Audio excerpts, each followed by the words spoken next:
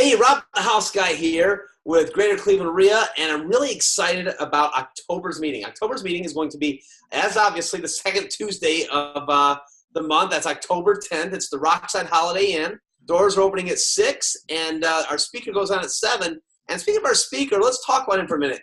It's Mr. Randy Hughes, and you might know him as Mr. Land Trust. We have Randy here with us today. How you doing? Hi, Rob. Good, good. Thanks for inviting me on today. All right, you're welcome, man. You know, they call me Rob the House Guy for obvious reasons because I buy a lot of houses. What's this whole Mr. Land Trust? What is a land trust?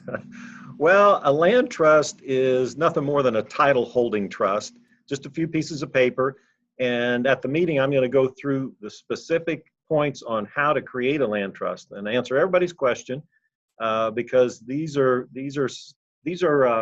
entities that are not registered anywhere. They don't cost anything to form.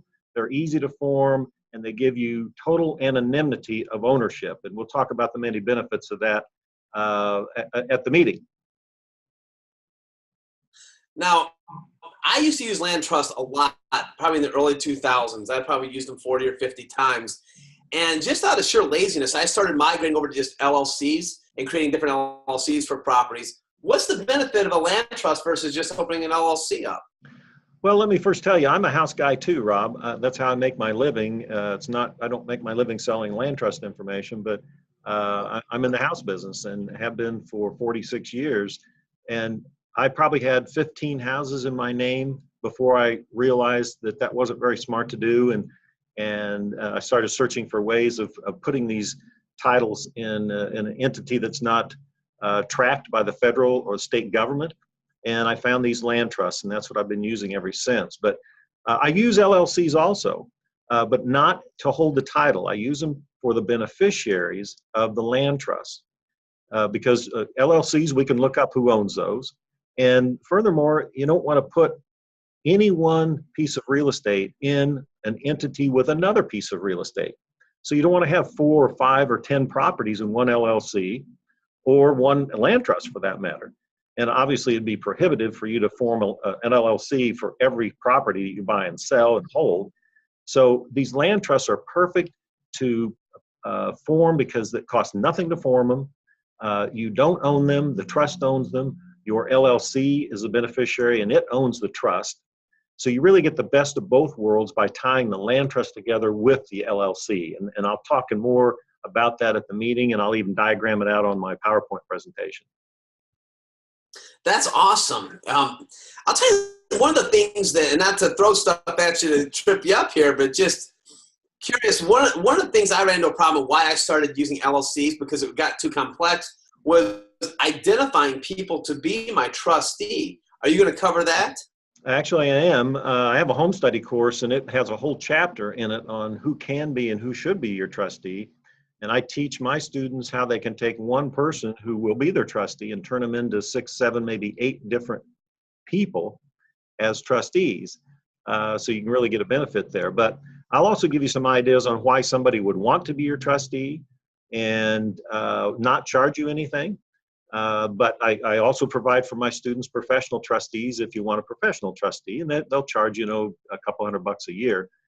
But it's obviously better if you can do this at no cost, because if you're very active in this business, you're buying and selling and holding, it'd be too expensive to hire professional trustees all the time. So I've got that problem solved, and we'll cover that in detail at the meeting on Tuesday night.